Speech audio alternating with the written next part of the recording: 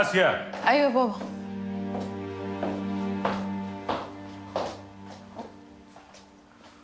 انت ايه اللي عملتيه مع عمرو امبارح ده؟ ازاي تسيبي الراجل وتمشي؟ على فكره دي اللي تذوق منك. بابا انا مش عايزه اتجوز عمرو. ماله عمرو؟ عيبه ايه يعني؟ ملوش، انا مش حباه.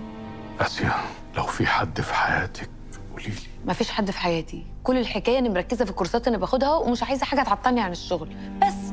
وبعدين احنا سيبنا ايه للناس الجهله لما انت عايز تجوزني بالطريقه دي؟ انا عايزه افهم. الموضوع مش موضوع جهل وجهله يا آسيا. امال الموضوع ايه؟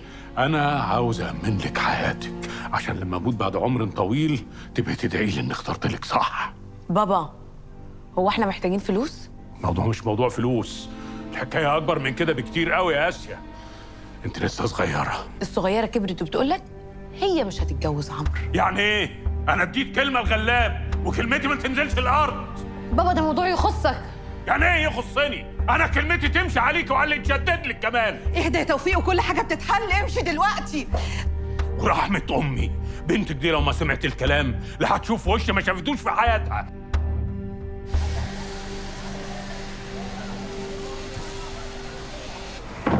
بتعرف تقرا وتكتب يا فهد؟ يا باشا طبعا. كلام كويس. امضي بقى على دول.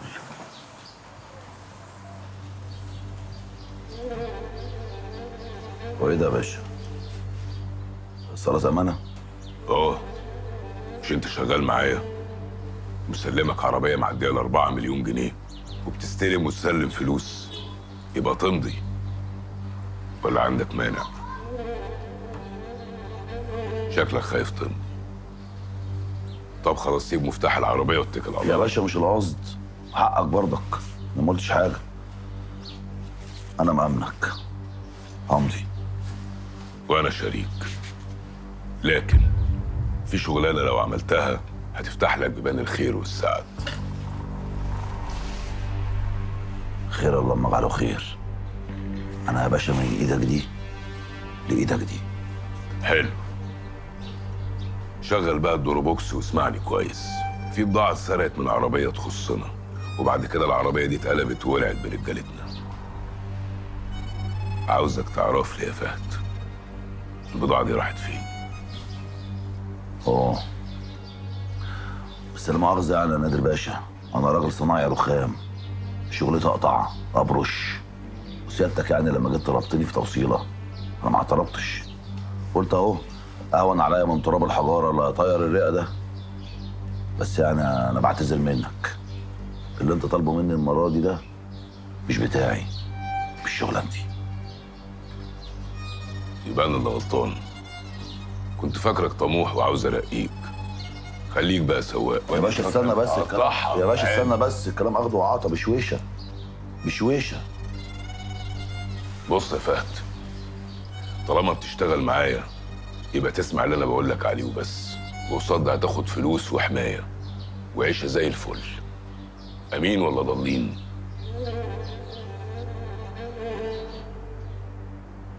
امين، بس رسيني الاول على دنيا الرجاله اللي كانوا في العربيه. اشمعنى؟ رسيني بس الاول يا باشا، رسيني وسيب الباقي على العبد لله. بسم الله الرحمن الرحيم، خلي بالك بقى من نفسك. ماشي، اسمع يا بطل. استغفر الله العظيم، خير يا ريك، وايه المجيه الغريبه اللي على الصبح دي؟ ولا شوف وشك شوف خير يا نوال. زياد فين؟ في الحضانه.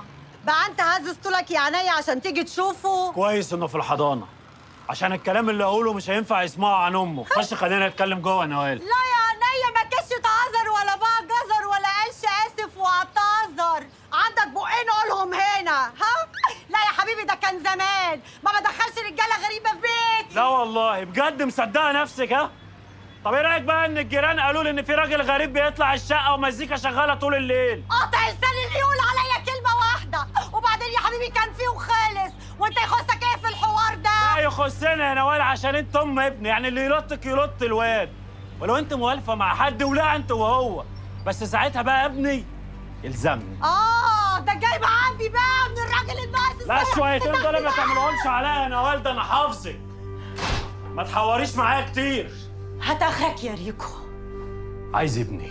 ابنك يا عينيا في حضانتي بالقانون، عاوزه بره القانون ادفع. انت عندك ملك يا حبيبي، بيعه ولا الملك اغلى من ابنك؟ طول عمرك تبيع اي حد عشان الفلوس يا نوال، حتى لو ده ناقي. لو معايا كنت رميتهم لك في وشك ولا عزيتهم على ابني. العربيه اللي انا شغال عليها دي بتاعت الحاجه فايزه الشبح، شغال فيها باليوميه ورزقي على الله، مش داير استنكح بيها. بابا هو ده الواد اللي في الحضانه؟ عامله يا زياد؟ وحشتني. وحشت بابا ياض. مين اللي عمل فيك كده؟ دي اللسعه دي. اتلسعت فيه قول لي. يوه، هو انت عايز تقول حاجه ما حصلتش؟ خش جوه يا واد. استنى يا زياد، انا هاخد ابني يعيش معايا يا نوال. يعيش معاك؟ طب اعملها كده يا ريكو وانا هبلغ الحكومه واقول انك خطفت. ها، ومحدش هيسمي عليك لانك سوابق. خش جوه يا واد. طب اسمعي يا نوال، وعزة وجلالة الله لو طلع كلام الجيران صح وانت موالفة مع حد وبتعملي كده في ابني لاكون دبحك ودبحه. لا والله. لا خوفتني. خلصت؟ طب يلا بقى يا عينيا عشان عايزين نقوي الشقة. يلا.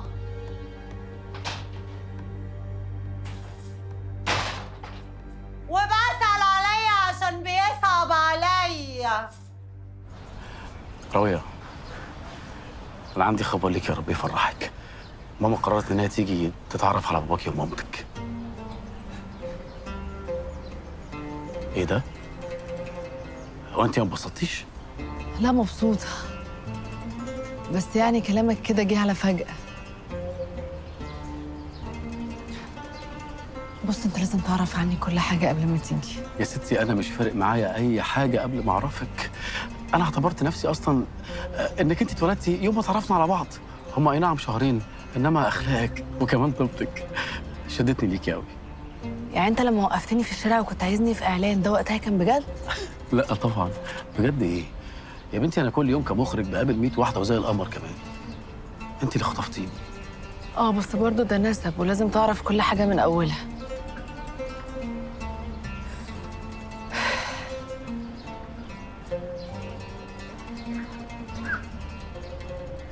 أنا وفهد أخويا اتلطمنا في الشارع من وإحنا عيال صغيرين. دخلنا الإصلاحية ومنها على الملجأ، وربنا واحد كان شغال هناك وبقى هو أبونا وكل حاجة في حياتنا. هو أنت بتهزري ولا بتتكلمي بجد؟ وهي يعني الحاجات دي فيها هزار؟ وفي حاجة كمان، أنا فهد أخويا لسه خارج من الحبس بسبب موضوع كده يعني اتظلم فيه، بس هو والله طيب ومفيش أجدع منه، مش رد سجون يعني. ايوه. طب انا رايح ارد عليهم بس في الشغل ان هم بيزنوا بقالهم كتير قوي. براحتك. الو.